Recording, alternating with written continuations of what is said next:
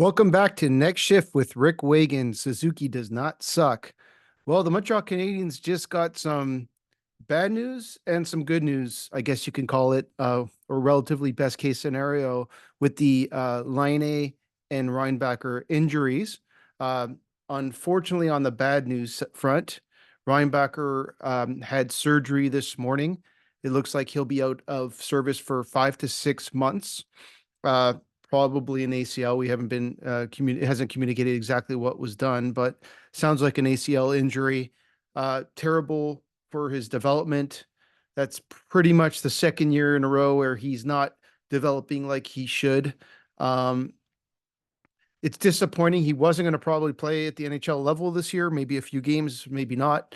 But obviously losing an entire season in his second year after draft D+2 year is going to regress his development. Um, he's slated to be a top four defenseman on the Montreal Canadiens for years to come. At the earliest, it'll be 2025, 2026. Most likely, he might lose another year. Definitely a big disappointment for the Montreal Canadiens in the long term. On the short term front, Patrick Laine was, knee on knee contact in the game against the Maple Leafs. Didn't look good. Uh, Everyone feared the worst. Turns out it looks like it's going to be a sprained left knee. The recovery time is slated to be 2 to 3 months. That's a huge difference than what we heard originally, where it was going to be 6 months plus and out for the year. And what are the Montreal Canadiens going to do? Obviously, there's a huge hole to fill for 30 to 40 games this year until after Christmas, probably at the soonest. But you have a player, who's not out for the year, and you probably have him for at least half a season, which is good news for the Montreal Canadiens. I think that will bring the motivation and the level of excitement in the room up a little. It'll still give an opportunity to another player, whether it's Alex Barré-Boulet or Kapanen or Emil Henneman to get a shot at the NHL level.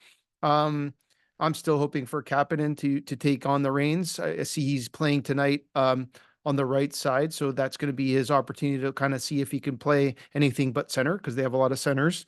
All in all, like I said, it's a bad news, good news day. Unfortunately, Reinbacher is a huge piece of the puzzle, a fifth overall pick. They gave up on a Mishkov, they gave up on a Ryan Leonard to get him, and it's a huge step backwards. Again, nothing against the kid. He looked good out there, in my opinion. I mean, he needed a year of seasoning in the AHL. Now he's not getting it. Will he need another one next year? Perhaps. Definitely a bummer for the Montreal Canadiens and for that young man. And the Canadian fans are going to watch Mishkov, and he's going to be a good hockey player, and Ryan Leonard's going to be a good hockey player. But again, Reinbacher is a defenseman, and it does take a little bit more time to develop. And he's 20 years old right now. And so, give him a shot to get through this, and hopefully it'll turn around. And again, Laine, 40 games, 20 goals, maybe. That's what we can hope for. Best case, better than nothing, right? So Montreal Canadiens got good news today from that front, and I think that will help propel the team to, take a positive step forward for the next 40 games, and see if they can do better than they did last year and get in position for a hunt for the playoffs. I think they should still be in the mix. And again, it's terrible that they lost Reinbacher for the year, pretty much. He might come back at the end. And it's bad that they lost Laine for 2 to 3 months, but as everyone knows, it looked a lot worse. So that's all for tonight. We're looking forward to the Canadiens game against the Ottawa Senators tonight. Looks like they have an interesting lineup. Doc is playing with Roy and Armia in the first line. Kapanen is playing with Dvorak as well.